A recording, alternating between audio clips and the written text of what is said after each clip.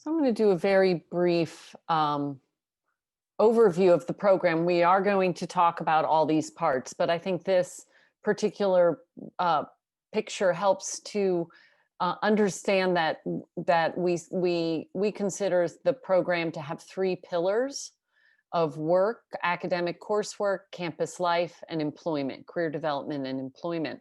And so for each of these, they really do work together. That you can't. We don't believe you can come on campus and just take a bunch of classes and really fully develop your career pathway, which is our goal. Our intended goal is that every student graduates from our program, the CCS program at Portland State, with a strong career pathway and their first job in that pathway. So, and in integrated paid employment.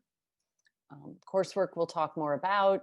And then same with campus life. So the work that Haley does for us in terms of getting our students connected to the campus, and she'll talk more about what that peer navigator looks like and how that helps to build student independence and self-determination for life after college. Okay, we can go on to the next one. Okay, pillar one. All right, so I'm going to talk about academics. As Mary said, that's our pillar number one. And so we're going to go over just what a student's freshman year looks like, as well as what academic supports we offer through CCS. So for a student's freshman year, like any Portland State freshman, they take what's called a freshman inquiry or FRINC class, along with a mentor session. And if you're not familiar with how these are set up, a FRINC class is a class capped at 36 students, and it's a year-long course. And it's set up specifically to help all PSU freshmen develop college-level reading, writing, and speaking skills. So it's a really great supportive environment for first-year students to build community and also just get really comfortable with what a college classroom looks like. And that class meets twice a week and is based around a theme that students pick. So there are a lot of different themes, like Portland is a theme, along with work of art is also a theme, race and social justice, and we have about 8 different themes that students can pick from. That class also has another neat component, which is the mentor session, and that's a smaller group of 12 students within the class that meets twice a week with a peer mentor. And that's an additional support session for students to ask questions, get support with assignments, and just learn about all different types of campus resources. So in addition to the FRINC class and the mentor session, CCS students also take a 2-credit seminar course. And that course we'll talk a little bit more about later, but it meets twice a term. And it also encompasses all of the different support meetings that students access weekly. And students also enroll in a career development and employment CCS course for 2 credits. And that course is specifically geared towards helping students at each level of the program develop career goals, build interview and resume skills, and all things employment. And then beyond the freshman year, as it says here on the slide, students work with their advisor and myself to craft an individualized course of study. So beyond the classwork, students also meet weekly with academic supports, and specifically their academic coach. This is a master's level student who is in training to become an inclusive educator, and they offer one-on-one sessions for an hour a week with students to help them get started on their homework, go deeper into concepts, do pre-teaching, and then also help students to be prepared to do work independently throughout the week. And finally, one of the biggest academic supports we offer is the individual learning plan, which is or otherwise known as the ILP. And what this is a modified set of assignments that students are responsible for completing in order to earn credit in their courses. So because of an agreement we have with the university, we're able to modify coursework so that the student is able to show knowledge at a level that's appropriate and accessible for them, while still showing knowledge of the course goals. Okay, I think we can move forward to the next pillar. Okay, so pillar two, I'll get started on this one, and then DJ, if you'd like to add anything at the end, that would be great. So for freshman year, students will engage in career development activities and also those employment services. So the way that we address this, this again is the enrollment in the CCS Career Development Employment course. So it's 2 credits every term, and what it provides is the individualized employment supports that students receive on an individual basis. The first of which is the CCS Career Development Career Counseling. So we meet once a term for the seminar, and that's really to launch that term set of goals and activities. Students will meet as a cohort, so we'll meet with all the freshmen, with all the sophomore, with all the juniors, and with all the seniors. They're in different places along their career pathway. And the individualized career counseling. So Saman is our career counseling intern out of the counseling department. So he's with us for a year-long internship, and he provides that individualized career counseling. Freshman year, it tends to be a lot of getting to know your career interests and your strengths and preferences. And then the employment services that we partner with the agency that DJ works for to provide those employment services. And DJ, I don't know if you'd like to just talk a little bit about the services that are available. Yeah, I can do that. So there's several services available, and just depending on the student, where they're at in terms of their career track and what they're looking for. But usually we participate with them in a process called discovery or career exploration, which kind of helps them, limit down or really identify what career best suits their, education, skills, and prior experiences. Because, a lot of college students come in not knowing exactly what they want to do, but have broad ideas. So in those services, the goal is to really um, you know, identify that specific career goal to support them moving forward. And then with job development, that's the process of, actually going through the process of applying for jobs, interviewing for jobs, and then eventually landing the job. And then once they find that career goal and that job that they've been looking for, we'd support them in job coaching services if that's something that they would want support in, which is having a job coach present on the job site with them to provide any accommodations or additional support. So the way we fund this is all of our students, we work with each of the students to ensure that they are able to access vocational rehabilitation services. And some of that funding, some of the short-term funding comes from that pool, as well as the Oregon Developmental Disability Services. So those are the ways that we're able to provide the employment services and supports on campus and off campus. Okay, we can go on to the next slide. So our third pillar is campus life. And once again, throughout the 4 years, students will be participating in campus activities. It could be student club, sports. We have 2 students who are a part of the intramural baseball team on campus. And well, when we had students on campus, of course, life is a little different this year. Lots of students engaged in all sorts of clubs, including film clubs and choir and improv, and just a whole range of opportunities for students as any Portland State student. And that is the match with the peer navigators. So we, especially freshman year, peer navigators, they're fellow Portland State students. That's the work that Hallie is involved with.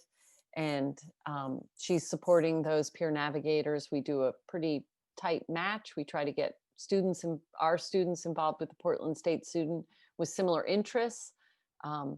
But after freshman year, actually really after fall of freshman year, it's more about getting to know each other and getting connected with each other. But after that, the role of the peer navigator is essentially to facilitate further networks. So it's not like a one-on-one buddy, even though they may become friends and enjoy each other's company and continue to meet regularly.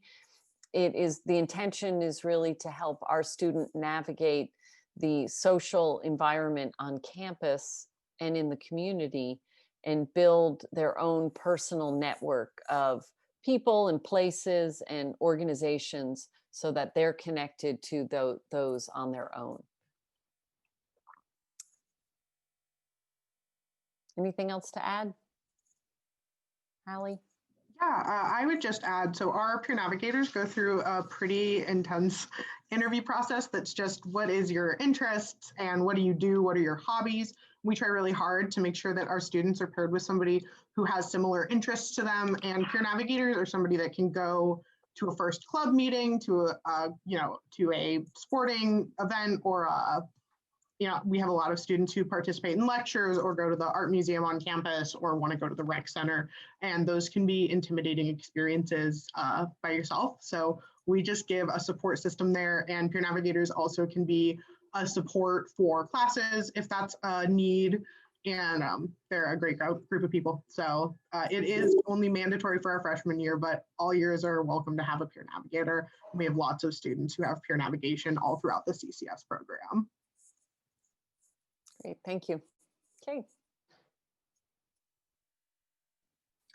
Okay, and then I'm going to talk about some of the other supports that we offer students so that they're able to successfully access all three parts of the program. One of the key supports that we offer is weekly advising, which is a one-on-one hour-long meeting once a week between CCS students and a staff member. And in those sessions, we offer really holistic support for students and give them a space to talk about what's going well, what's a struggle that they're facing, and do a lot of problem solving for students so that we're able to catch things when they're small problems rather than when they become big problems.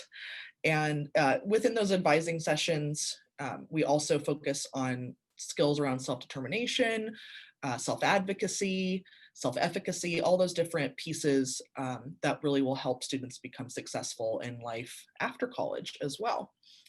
And as Mary mentioned previously, those two seminars that students are enrolled in are, one of them is at the beginning and the end of the term, and one of them occurs typically once per term. And those are the only times that we gather all of the CCS students together separate from the rest of the campus. The rest of the time is completely integrated and inclusive. I think we can go to the next slide. Okay. So I just wanted to, we wanted to touch on the differences between high school and college, since that is one of the, the key transition here for students and for families. And we want to make sure that folks kind of understand how the college experience might look a little bit different than what you may have experienced in high school. Next slide. Okay, so one of the key differences is time management. So as students, and all of us as former students or current students can attest to, K-12 education is really run by the bell system when we're in person, right? You hear the bell ring, you know that that's time to stand up and go to the next thing in your schedule.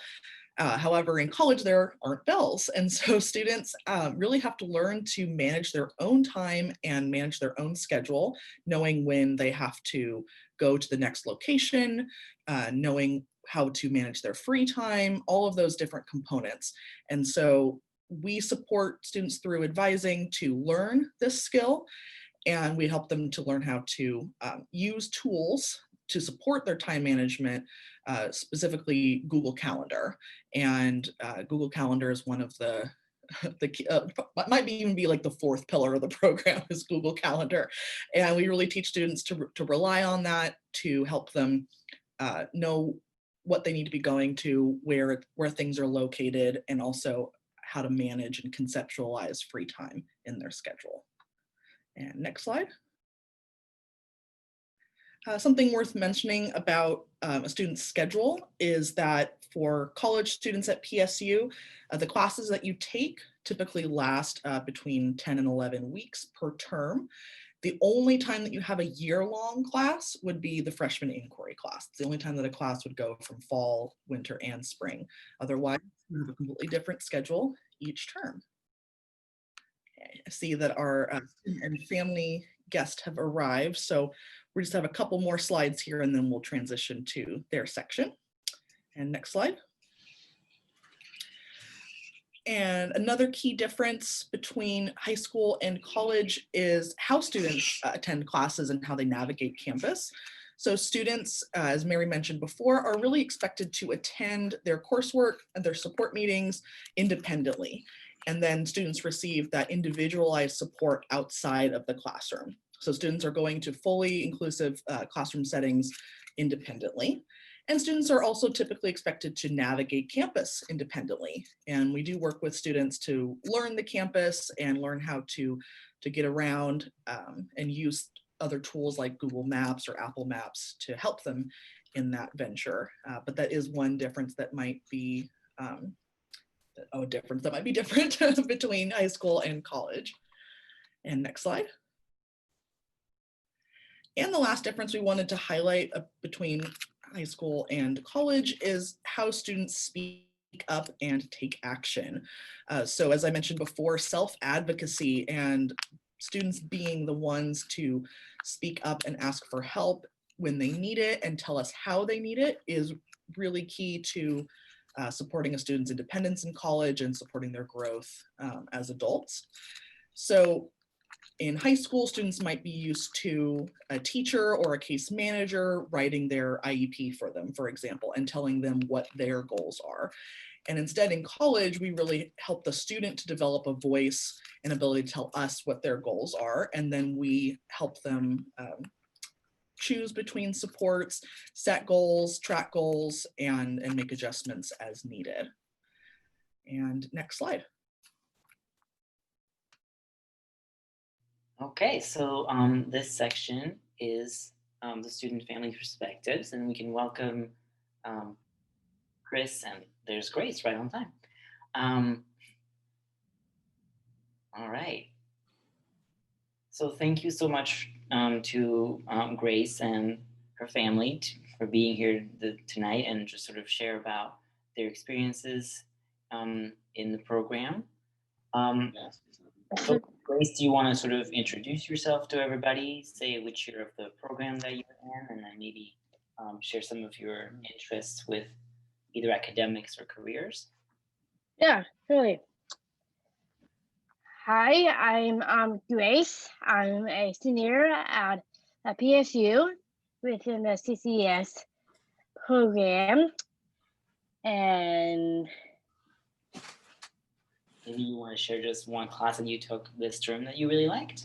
Yeah, if you can tell, I'm a very, very active PSU student, and I'm taking like 4 classes this term.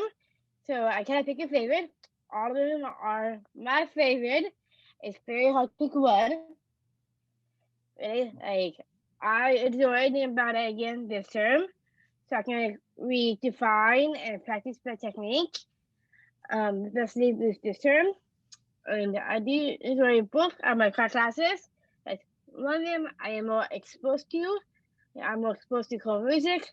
And the other class, it's called folk and oral tradition class, and I took my class since last term, but it's really fun to take it this term because we had a new professor.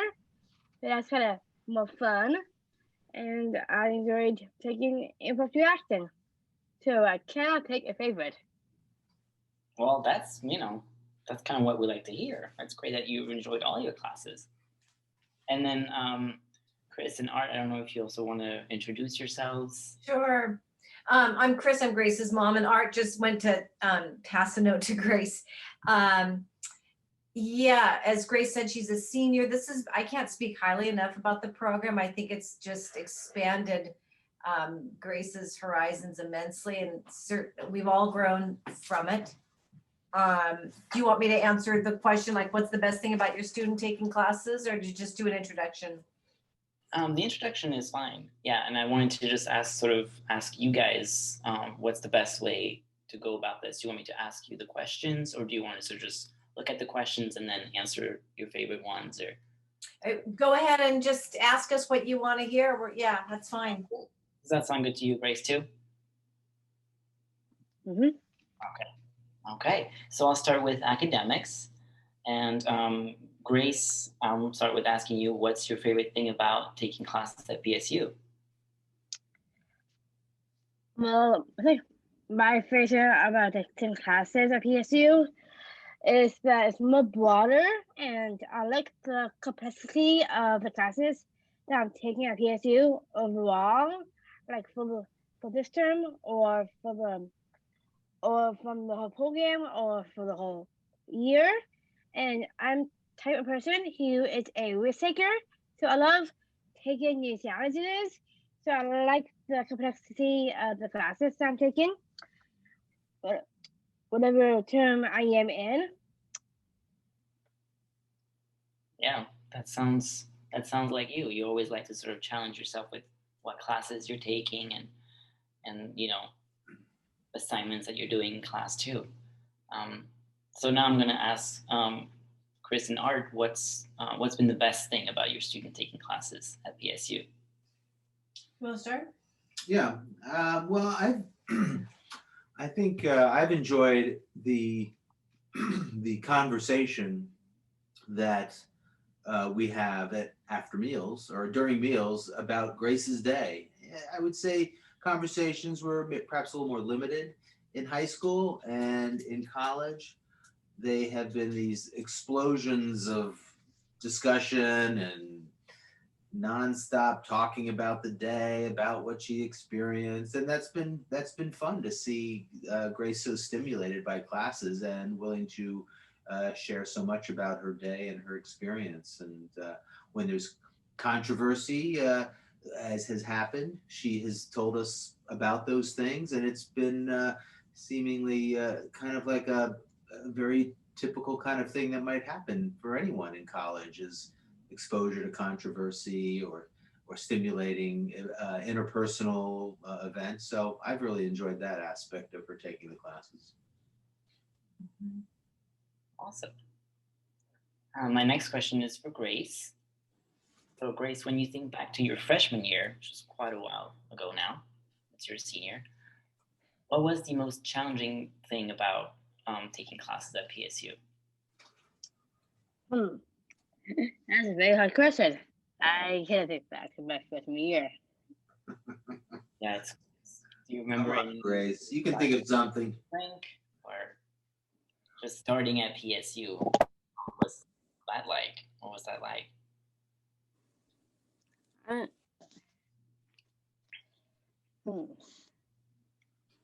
That's a hard question.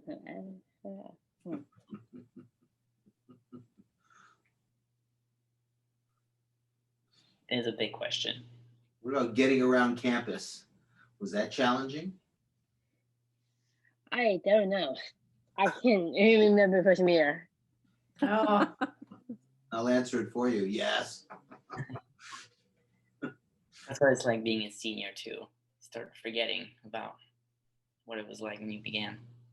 there were a number of challenges, just that huge active campus, getting to campus, not only navigating once you were there, but we all learned a lot about it over the years about how you got to campus.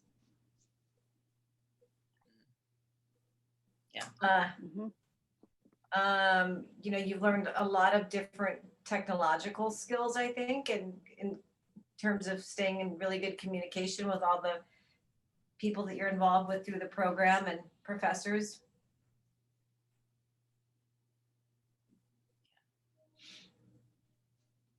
And then next question for you, Chris and Art, is how have you seen changes in Grace's ability to make decisions and advocate for herself? Well, I guess in overall, just a huge, lots of growth and independence. She's very much a self-advocate, and to the point where if we want to insert ourselves or ask questions or even give advice. She's really quick to kind of set some boundaries and say, I've got this. And I'll talk to Megan about it, or I'll talk to, she has her people that she talks to. So she's very independent and has become a much stronger self-advocate, which was never exactly a weakness. For those of you who know Grace, she's pretty assertive, but yeah, what would you say, Art? Yeah, no, I think that that's spot on. That setting boundaries, but not saying no to new information, but just not wanting it from us, and instead willing to access other resources, the Megans and the DJs and the Andys and the Marys, and to get more information as opposed to her parents, which is, I think, a good sign of adulthood. Yeah, that's great to hear. Would you agree with all of that, Grace? I actually strongly agreed about that because my parents knows that I rely on the CCS staff and my parents, so that's really spot on. Wonderful. So the next section that I want to talk about was employment. And I know that, Grace, you just had your PCP, which was all focused on employment. So I was wondering if you want to talk to us a little bit about what you're doing right now with career-related activities. Yeah, with employment, I mean, like so far with employment, I've been like for this term generally, because in COVID, employment is kind of a big deal a little bit because I'm with career exploration. I do not in meetings with DJ. So with that said, we did I did 3 informational interviews. 2 of them was on Zoom and was in person at decisions. Like to get more information, how to apply for a job, and that's been really helpful with that. And and then I started with job development with Simone. A couple of times in COVID this term, and then it's kind of faded because I'm just too busy, You're a very busy person. Yeah. And then, Chris and Art, what have you sort of seen happen with employment over the years with Grace? Boy, she's just learned so many really great skills, I think. She's had to do, various work trainings she works at Little Vikings on campus, and everything from having to take and pass CPR, food handler's license, she's learned just so much about, childcare and timesheets, just all the details of having a job, and has really become quite independent in managing all the things that she has to manage for her job. Yeah, no, I think, the timesheet issue was at the beginning. We were having to, to be kind of give reminders, and we don't have to do that anymore.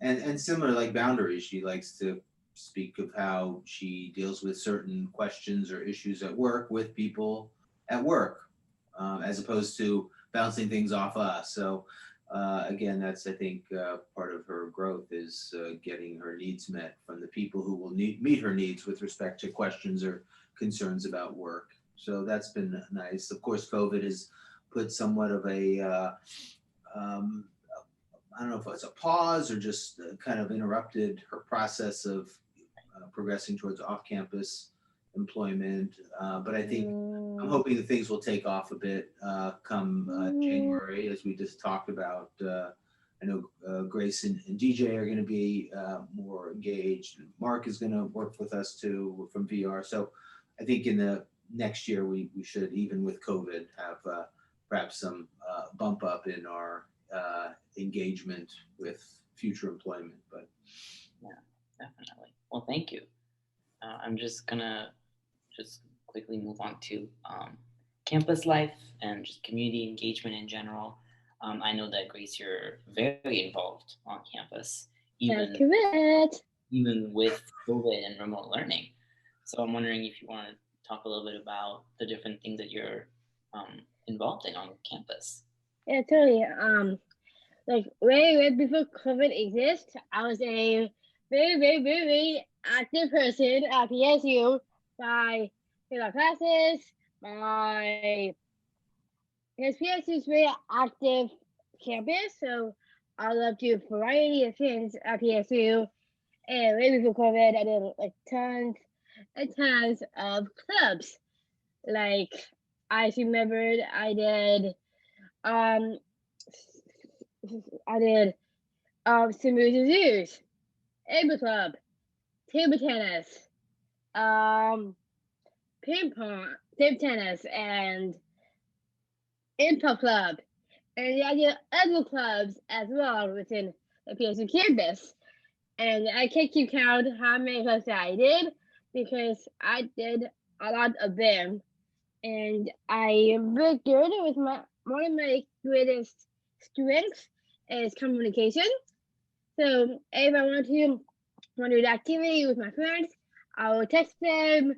If I want to do an activity or an event, at the rec center, and like I invite my friends to go to diving movie night one time, and it was fun because PSU does have the rec center, and sometimes invite Henry or friends to go to the rec center or play basketball or go swimming, and that's like really fun. And I did it, and I like every term, and terms over, I do mini breakfast every with my friends. I go to pool with my friends, every term. So my my leadership and my communication is like one of my strengths.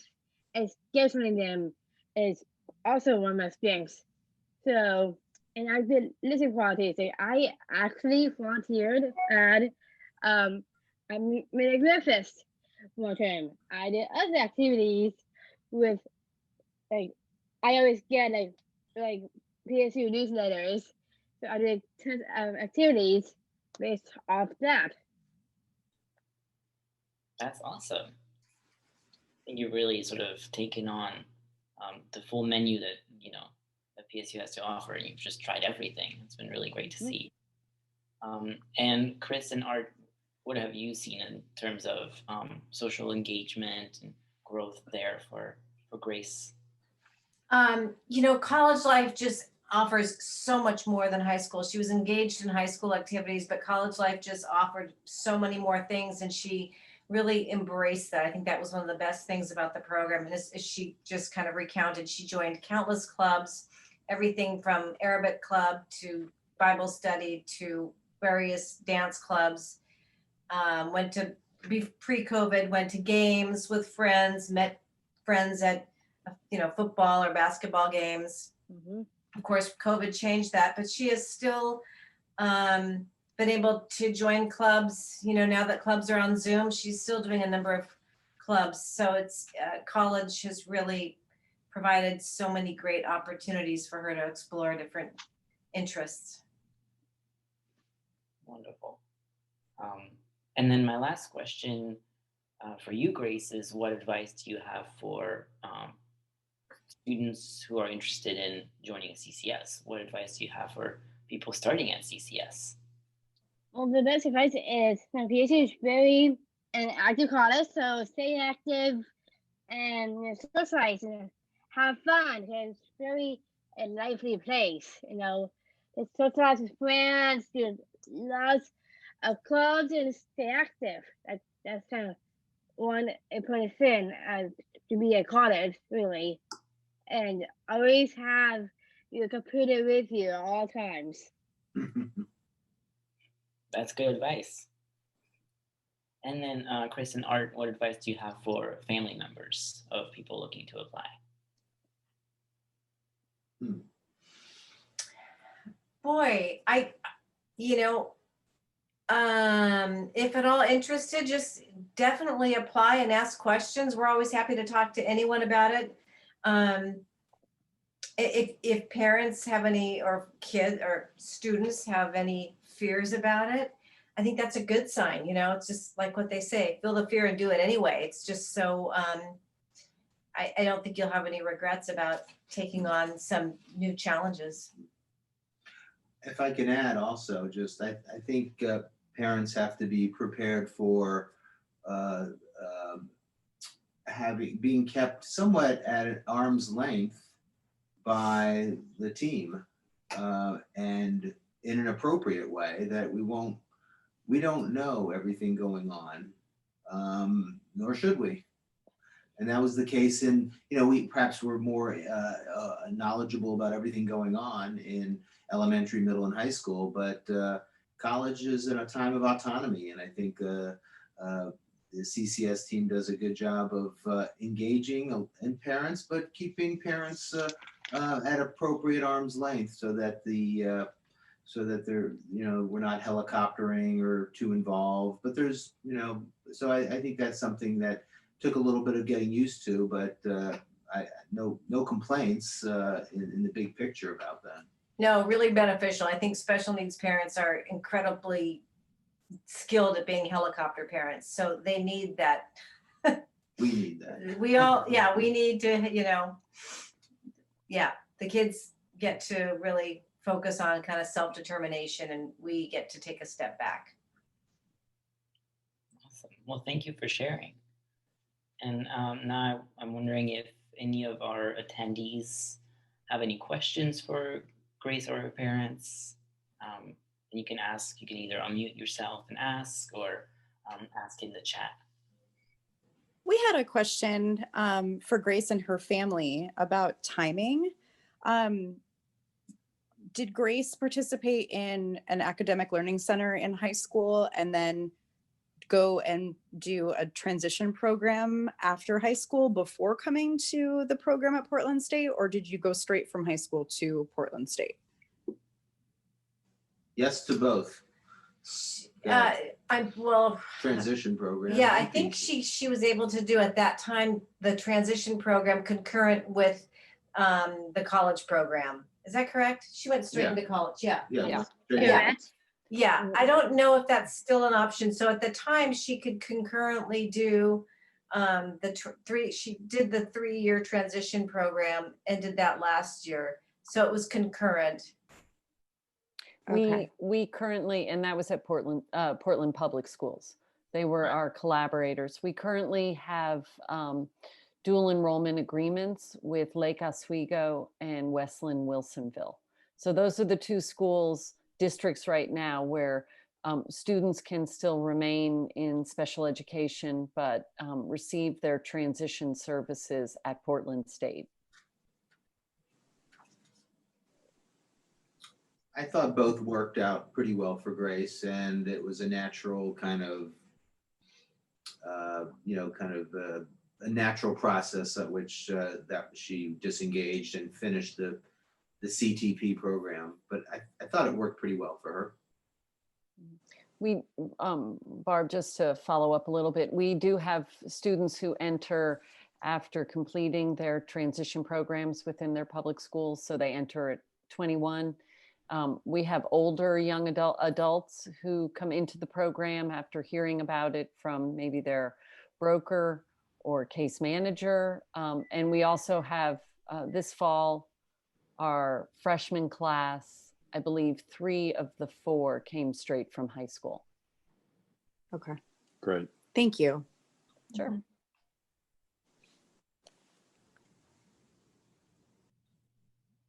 Any other questions for Grace or her family? Hi, my name is Megan. I just wondered what the transportation piece was like trying to get Grace to school. I assume she lived at home or lives at home and then goes to PSU. how does that work? Like, do parents always take her? Did she learn to use public transportation? That's a great question, because that was one of the really big issues for us and a big learning curve. So let's see, we live in close in Port. She went to Grand High School, so we're not far. We're in close in Portland. And at first she was being picked up by, what's the name of the program? RideWise? RideWise. Oh, no.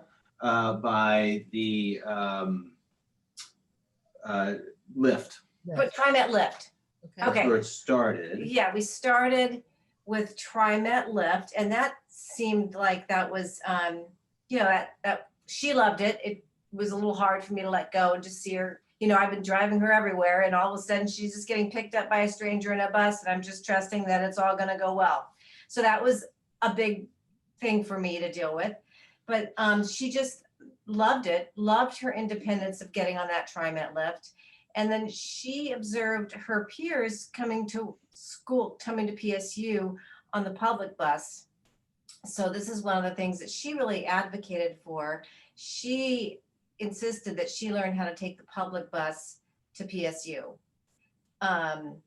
So we went through that. What's the program with RideWise? RideWise. They have a great training program. It was, I thought, a really well done program. So she learned how to take the public bus to PSU, and that's what she was doing until the pandemic hit. Mhm. It's worked out well, I think, on all fronts. I mean, she only has one bus to take, Okay. which is good, but it worked out well. I think a lot of her peers also, as Chris said, they learned how to take the bus, sometimes transferring, and it's worked out. And I really have to say, without, having that being pushed with this program, I'd probably still be driving her everywhere. Yeah. So it was a learning experience for me. My next question is, I'm an educator, by the way, so I ask a lot of questions. Sorry. Just because I like to understand and I want to be able to bring back information to my students so they be interested. So my next question is about, you said that she concurrently did the transition program and college. Right. It sounds like a lot of the career related pieces overlap with at least what I'm familiar with in the post-secondary program. How would you say those two are different, or how are they the same? Was it helpful for her to do both?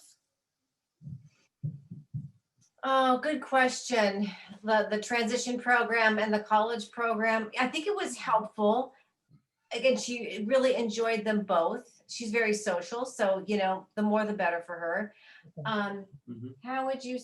I think maybe the transition program was more focused on some important life skills, maybe some more basics. Okay.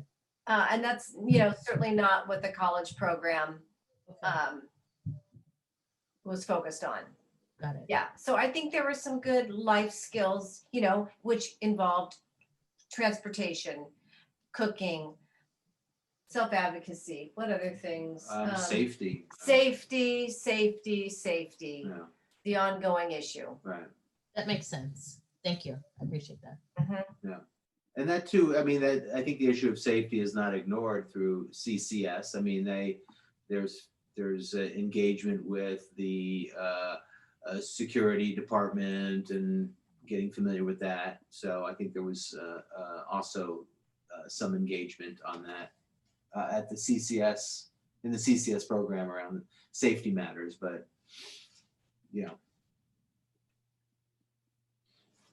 All right. Well, I know that Grace, you and your parents have to go because it's 7. So, but I want to thank you for participating and offering your experience with all of us.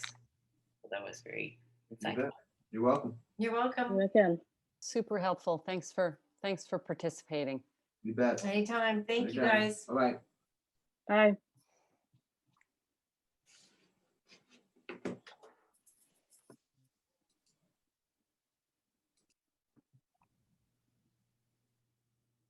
we're going to have another question and answer period. So if you have additional questions, we can answer them at that point.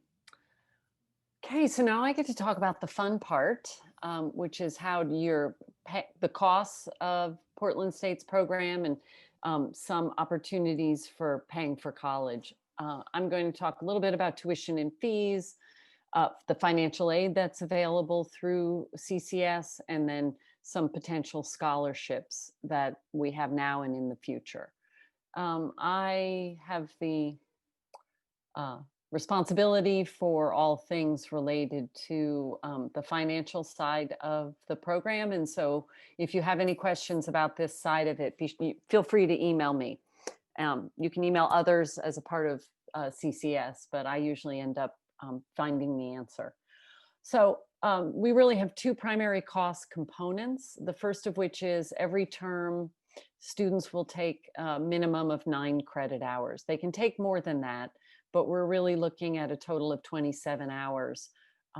And students and families are solely responsible for these costs. So Megan, your questions about the dual enrollment program, it is not the school's responsibility for those costs. So it really is a part of, for Barb, I was thinking about you and your family as freshmen, start saving now. And there are some good savings plans that are open to CCS, similar to for other families who are planning for post-secondary education for their students. And then the second is that we do have program services, staffing, and whatnot, and we're still engaged in braiding that funding. But right now, it's through a wide range of funding sources, including Portland State, vocational rehabilitation, the Department of Human Services, which is the ODDS, Oregon Developmental Disability Services, and then there may be a family and student, some other additional costs that we're still hoping that will not be the case in the future. So if you just scroll down a little bit, Andy, all of the information about tuition and fees is available on the Portland State website. I actually didn't check the links right before this meeting, and our website, the Portland State website, has been in a process of major revision. So I'm hoping those links still work. But you can kind of get a sense of our students in taking 9 credit hours are not considered full-time. They're per term, they're at about a 75% enrollment versus full-time, which is 12 credits or more. So we prorate those costs to be approximately, you can see for yourself, that this year, total tuition across the 3 terms is just over $5,000. There's some additional fees that have been associated for any student on campus, and during COVID, Portland State has adjusted some of those fees. So we're just not sure what the costs will be beginning fall. We anticipate about a 5% increase. And so this chart just helps you to sort of think through what those costs were in the past and what they might be in the future. These costs do not include health insurance. All students, unless, as any freshman, unless you waive the student health insurance, if students have health insurance, and most of our students do, it's typically through Medicaid, because students are eligible for the Medicaid waiver and services, or from the family if you have health insurance. You have to be sure to waive that. Andy, you can kind of scroll down just a little bit as we go through this. Otherwise, you end up with a pretty hefty fee attached to your bill that may be unexpected. And then there is a one-time matriculation fee that all freshmen pay during fall term. Don't ask me why or what it's for, but it's unwaivable. So we've not been able to reduce those costs. So one of the things, I'm not going to go into all of these bullets, but we've talked about how I think our philosophy is through our program that we access every service that's available to any student. Students apply to our program first, but they are considered fully matriculated students on campus. So they have the same rights and services and responsibilities as any other Portland State student. They have a card and can get into any of the campus buildings that are open to any of the other Portland State students. So we heavily access, and you heard from Grace that she's pretty busy on campus and really involved in all of the services that are available on campus. So that's what Portland State provides to our students. And then if you keep scrolling down, and I'll let you all kind of think about this in the future, what we provide to students that's kind of above and beyond access. Any student with a disability at Portland State receives services through the Americans with Disabilities Act to access the campus, but we go above and beyond that. And one of the things that we do pretty extensively is service coordination. Megan talked about the advising sessions, and those advisors typically provide a lot of this service coordination. So similar to what your special education teachers, case managers might be providing within the school environment, these are the ways that we're providing case management and service coordination, both through Portland State campus as well as the community services that students have available to them. So you can move on to the last one. So pretty long list.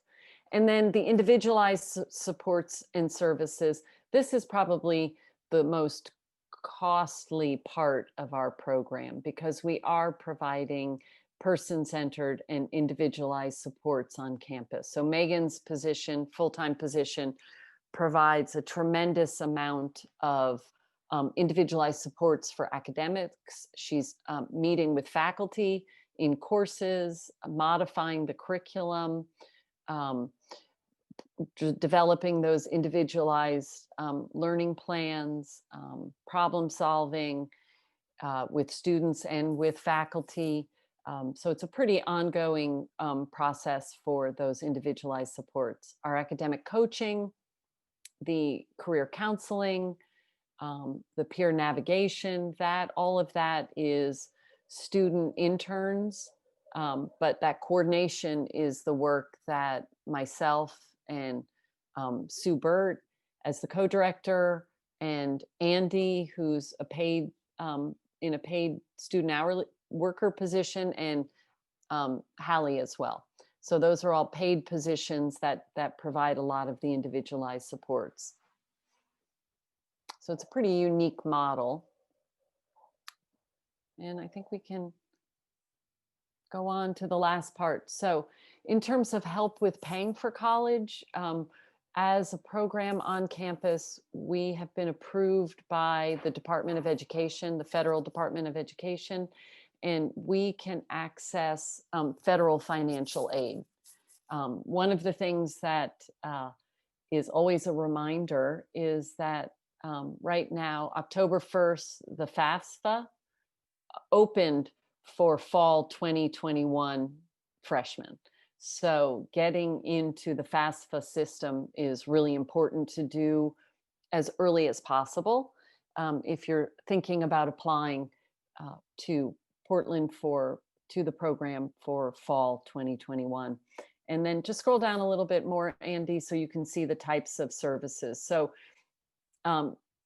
because we're federally approved as a comprehensive transition program, we can offer Pell Grants. So students can receive Pell Grants just as any other Portland State student.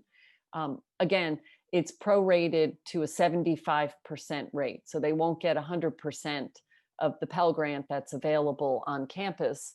And it is, of course, based on expected family contribution, but they can receive up to 75% of the total cost for those Pell Grants. We also have access to supplemental educational opportunity grants. That is another federally funded program for students with a 0 earned family expected family contribution. And then currently the Oregon Opportunity Grant, which a lot of students have access to, is not available to our students because we're not considered to be degree seeking, but we are actively working on that right now with the legislature. So it seems like it's in inequitable distribution of funding. So we've been working with the commission in order to see if we can't get that for all students who are fully enrolled on a college campus. So that's kind of where we are. The only thing our students cannot access are federally funded loans through our federal financial aid. We have a real strong relationship with Deanna Smith. She's my go-to whenever a family has a question about financial aid. I turn to the experts. I only know enough to know who to get in touch with. So lots of good information on the Portland State website as well. There are some regional and national scholarships that are available to our students, including Insight. Some of you may be familiar with that. That is a regional scholarship available to any student with a disability, including our program. And then the other two are more specific to certain types of students. So Ruby's Rainbow, and I believe O'Neill Tabini, they're both national scholarships, and they are both specific to students with Down syndrome. And we've had students receive those scholarships. And then the last initiative that is available to us are these individual development accounts.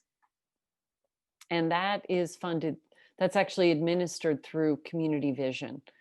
And it is a savings account for students who are employed. So students with paid employment can set aside up to $1,000 of their earnings, and it's a 3-to-1 match.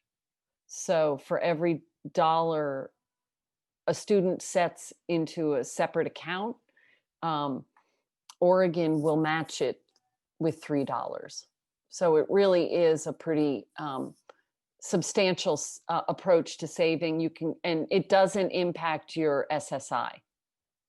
So complicated. And for those of you who don't know what I'm talking about, that's for a further conversation. If your children are receiving SSI, it's a big deal that you maintain that level of funding. And so this is a set aside outside of, so it's not considered part of your their income. Okay, and I believe that may be the end of it. So pretty complicated, and certainly you can get in touch with me to learn more about the details. Okay, so thank you, Mary, and that's always the hard part. Yeah, it is. We share, but it's very, very important. So thank you for walking us through that. I'm just going to quickly review and talk about our program expectations and agreements. It's not a document I'm going to show or read through verbatim tonight, but instead I would ask that students and families that are interested in applying take a look at this and talk through it together at your own leisure, because this is something that we ask students and families to agree to when they apply to and accept admission into the program.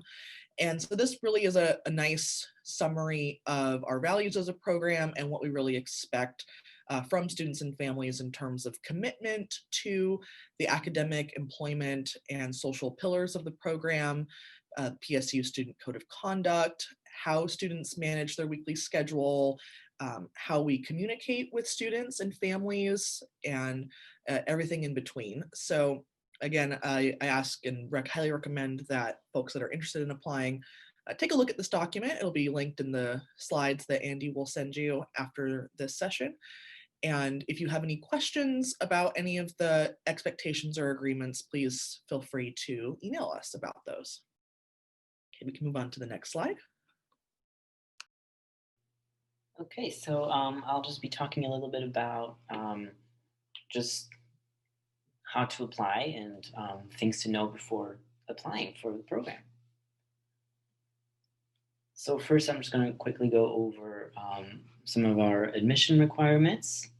So in order to apply and be admitted to the program, you must be 18 years of age or older. I believe 18 years for fall 2021. So there's a little bit of leeway there.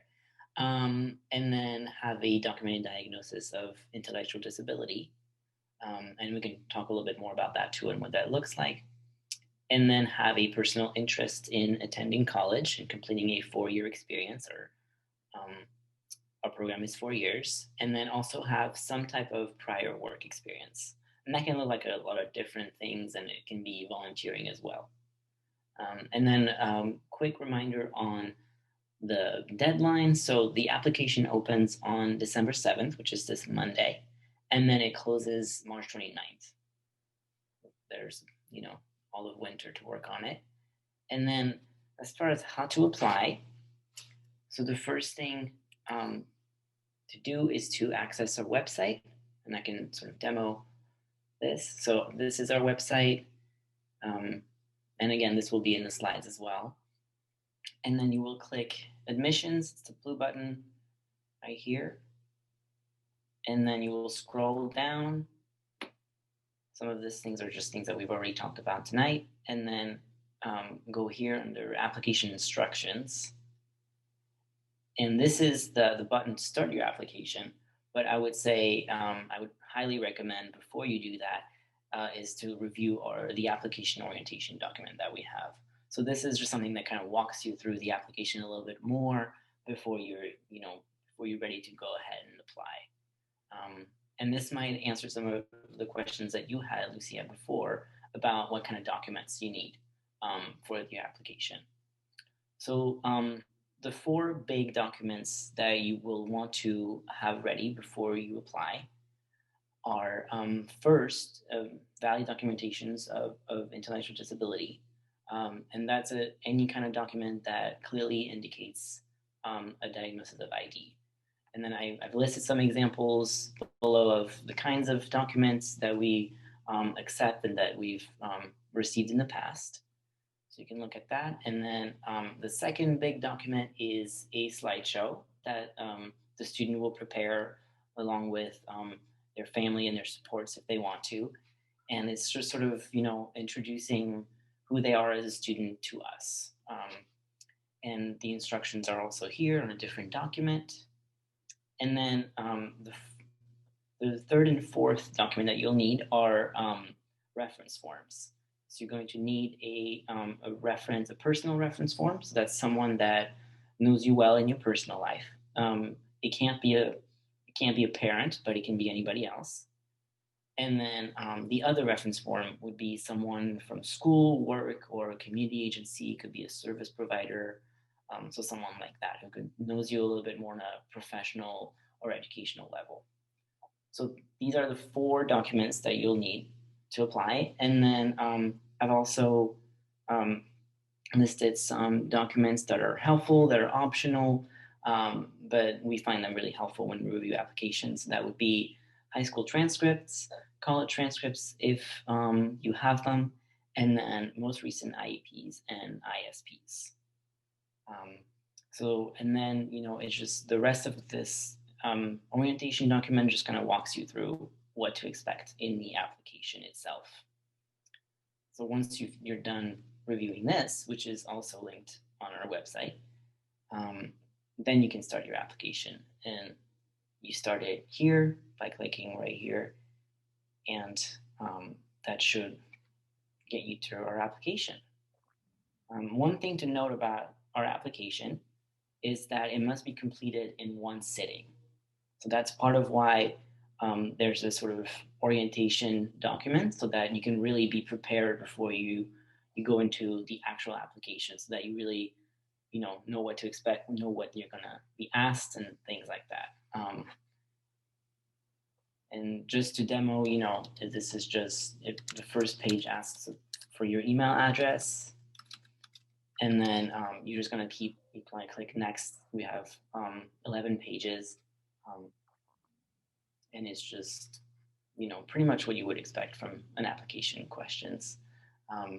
Note that in order to be able to move to the next page, you have to answer the required questions, and those have a little red star. So that's kind of a quick overview of our application process. And if you have any questions or you want support while you're doing your application, you can always email us, and we're happy to sort of help with supporting that. Yeah, I think that that's about it for the application section. All right. And then I think that now we are going into our Q&A session, which I believe, Mary, you're... Sure. I actually can lead it, but I probably can't answer all the questions. So I'll rely on the rest of the folks and staff involved with CCS. So what questions do you all have? Sounds like this program has been going on for a while. How long has it been in effect? 5 years. We're in our 5th year. Okay. Yeah. So have you graduated students then? Yes, we had our first graduating class this past spring. Oh, that's exciting. Yeah, it was super exciting. And, of course, it was virtual. And we just heard recently, and most of our students were on really strong career pathways.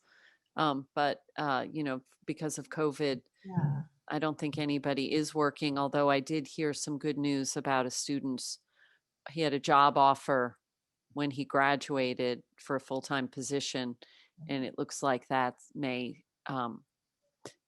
occur this spring. That's excellent. So is that kind of the goal of the program, is that when you leave, assuming COVID isn't around getting in your way, that all students will have some type of paid employment? Yeah, and I would say that it's a little beyond just a job. We want them to have a pretty strong and well-articulated career pathway, so that they may be looking for a job, an entry-level position, but it's in a career pathway of their choice, so that they're understanding room for growth and development and advancement in that career. Some of our students might go on for future more specific training around a particular career pathway. So we had one student who graduated super interested in being an instructional assistant for a school district. And he may need to get some additional coursework. He started taking special ed classes while he was here at Portland State, but if there was any additional specific training that he might need that he could get at a community college or in some other capacity, they might be heading in that direction as well.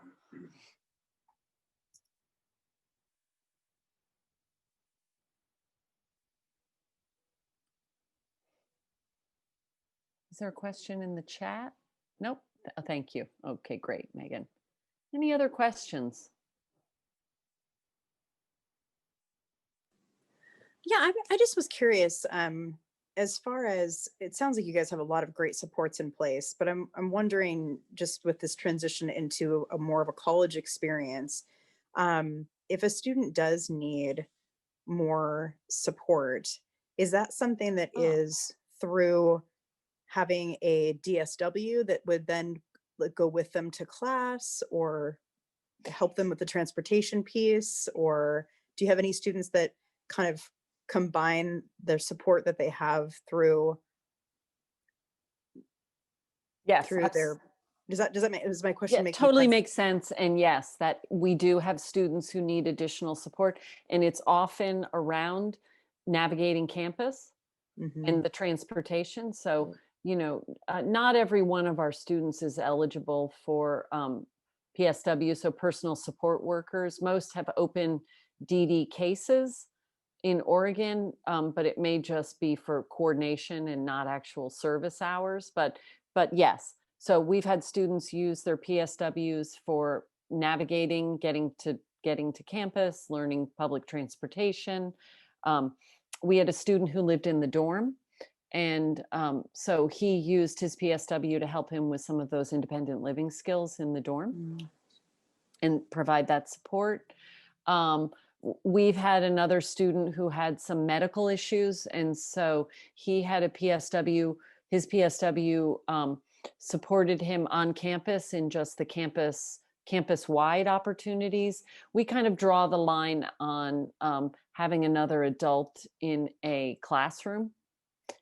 So the PSW, we do not have the same model of a paraprofessional or an instructional assistant who goes into classes with students like they do in high school.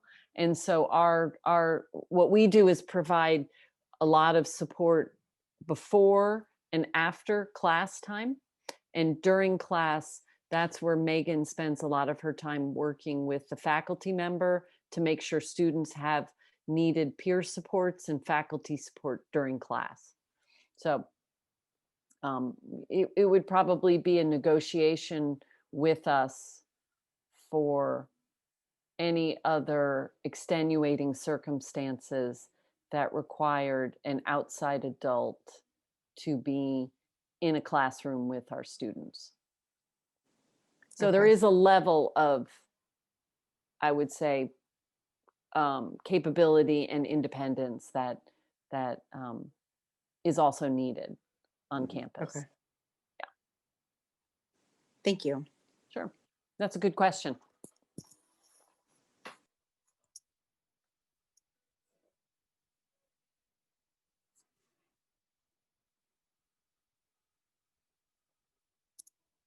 Any other questions? Normally we'd say we'll kind of hang around to answer individual questions among people, but certainly feel free to email us. You can email the CCS website, or you have our emails as well. So feel free to email us directly. Anything else, Megan, Andy, DJ, that we forgot to talk about? No, I think we're good.